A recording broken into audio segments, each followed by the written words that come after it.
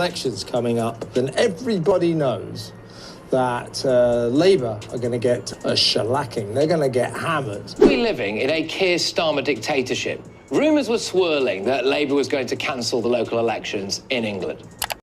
In the hallowed halls of Westminster, whispers have turned into a deafening roar. The political future of the United Kingdom hangs in the balance as Prime Minister Keir Starmer, a leader once seen as the epitome of steady and predictable governance, is now poised to make a gamble of historic proportions. The nation holds its breath as rumours of a snap general election intensify, a move that could either be a masterstroke of political genius or a catastrophic act of political suicide. The air is thick with tension, and the stakes could not be higher. For months, Starmer's government has been besieged by a relentless storm of public discontent. The cost of living crisis has tightened its grip on households across the country. NHS waiting lists have stretched to heartbreaking lengths, and the ever-present issue of migration continues to be a festering wound in the national psyche. The cumulative effect has been a precipitous drop in the Prime Minister's approval ratings, a downward spiral that has left the Labour Party reeling and the opposition smelling blood in the water. It is against this backdrop of national anxiety and political fragility that the prospect of an early election has emerged. Sources close to the Prime Minister paint a picture of a leader at the end of his tether, frustrated by a media narrative he feels is unfairly critical and an opposition more interested in political point scoring than constructive debate. The decision to even consider a snap election is a startling departure from Starmer's carefully cultivated image of a calm and methodical leader. It is a move that has sent shockwaves through the political establishment, leaving allies and adversaries alike scrambling to decipher the method behind the apparent madness. The potential ramifications of such a decision are as vast as they are unpredictable.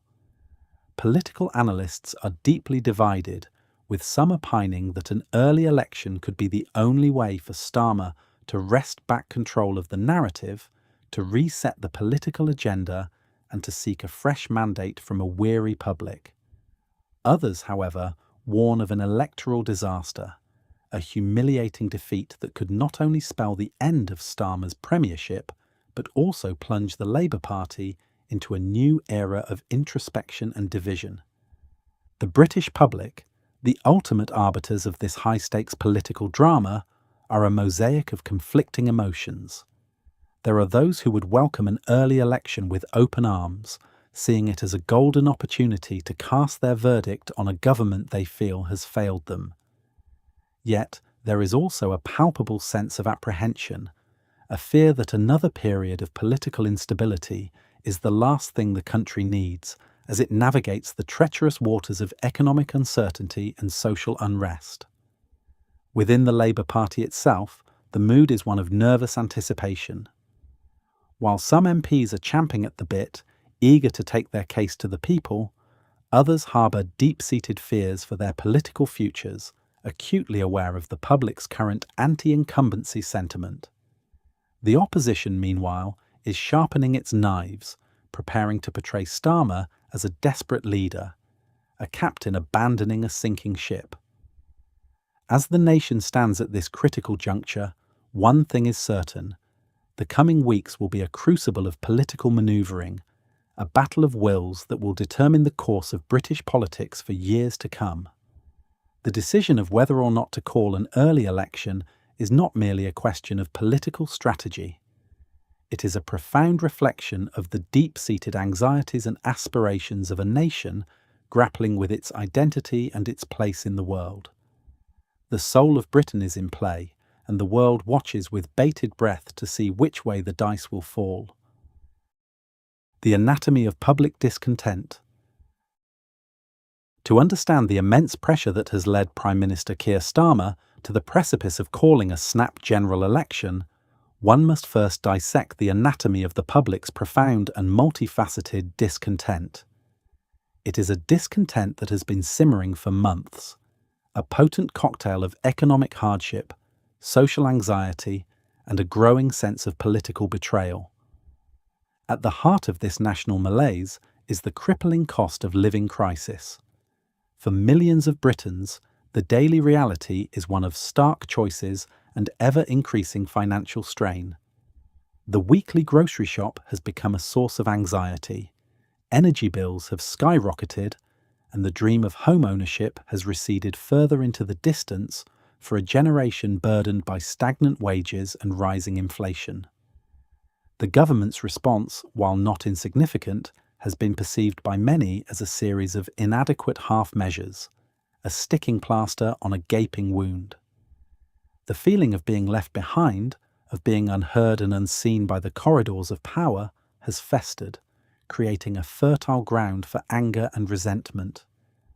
Compounding the economic woes is the state of the National Health Service, a cherished institution that is now buckling under the weight of unprecedented demand and chronic underfunding.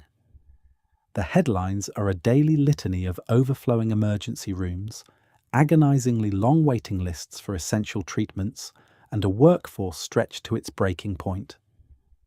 For many, the NHS is the embodiment of the post-war social contract, a promise of cradle-to-grave care that is now perceived to be in jeopardy. The government's assurances and pledges of reform have done little to assuage the public's fears, and the sight of a struggling NHS has become a potent symbol of a nation in decline. The issue of migration, a perennial flashpoint in British politics, has also played a significant role in fueling the public's discontent. The government's inability to effectively manage the flow of asylum seekers and economic migrants has created a sense of chaos and a perception that the nation's borders are no longer secure. This has been skillfully exploited by the opposition, who have tapped into a deep well of public anxiety about national identity and cultural change. The government's attempts to address the issue have been met with a mixture of skepticism and criticism, with some accusing them of being too harsh and others of being too lenient. The result has been a further erosion of public trust and a deepening of the nation's social and political divisions. These three issues, the cost of living, the NHS, and migration, have coalesced to create a perfect storm of public anger. They have been amplified by a relentless and often hostile media, which has been quick to highlight the government's failings and to give voice to the public's frustrations. The result has been a catastrophic collapse in Prime Minister Starmer's approval ratings, a descent that has been as swift as it has been brutal. The public's discontent is not merely a collection of abstract grievances. It is a deeply personal and visceral experience for millions of people. It is the anxiety of a parent unable to afford new shoes for their child, the frustration of an elderly person waiting months for a hip replacement, and the anger of a taxpayer who feels their hard-earned money is being squandered. It is this raw and unfiltered emotion that has brought the country to this critical juncture, and it is this emotion that will ultimately determine the outcome of the high-stakes gamble that Prime Minister Starmer is now contemplating. The echoes of a snap election, a nation on edge. The whispers began in the dimly lit corridors of Westminster, a hushed and speculative murmur that has now crescendoed into a deafening roar, echoing through the cobbled streets of London and across the rolling hills of the British countryside. The prospect of a snap general election, a political manoeuvre as audacious as it is perilous, has gripped the nation, transforming the political landscape into a tinderbox of anticipation and anxiety. This is not the first time that a British Prime Minister has been tempted by the siren song of an early election. History is littered with the tales of leaders who, faced with a crisis of confidence or a desire to consolidate power, have chosen to roll the electoral dice. Some, like Margaret Thatcher in 1983, have emerged victorious, their gamble paying off in the form of a landslide majority. Others, like Theresa May in 2017, have seen their authority crumble, their political careers left in tatters. For Prime Minister Keir Starmer, the historical precedents are both a source of inspiration and a cautionary tale. The decision to call an early election is a tightrope walk between two starkly different futures. On the one hand, it offers the tantalizing prospect of a political reset, a chance to break free from the shackles of a negative news cycle and to present a fresh and compelling vision for the country. It is an opportunity to frame the political debate on his own terms, to go directly to the people, and to ask for a clear and unequivocal mandate. On the other hand, it is a leap of faith into a political abyss, a gamble that could backfire in the most spectacular fashion. The current political climate is volatile and unpredictable, and there is no guarantee that the public, in its current state of discontent, would reward the government with another term in office. A snap election could be perceived as an act of desperation, a cynical attempt to cling to power in the face of mounting public anger. It could galvanize the opposition, unite their disparate factions, and provide them with the perfect platform to launch a full-throated assault on the government's record. The media, a powerful and often unpredictable player in the British political drama, would undoubtedly go into a feeding frenzy. The 24-hour news cycle would be dominated by a relentless barrage of polls, pundits, and political attacks. Every gaffe, every misstep, every ill-advised soundbite would be amplified and dissected, creating their resilience and their unity. The financial markets, ever sensitive to the winds of political change, would also react with a mixture of excitement and trepidation. The prospect of a change in government would create a period of uncertainty, with investors and businesses holding their breath to see what the future might hold.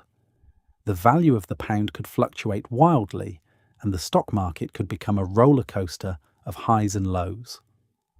Ultimately, the success or failure of a snap election would hinge on a multitude of factors: the strength of the economy, the effectiveness of the respective campaigns, the performance of the party leaders in the televised debates, and most importantly, the mood of the electorate on polling day. It is a complex and unpredictable equation, a political Rubik's Cube with no easy solution. As the nation waits with bated breath for Prime Minister Starmer to make his fateful decision, the echoes of past elections reverberate through the collective consciousness. The ghosts of triumphant victors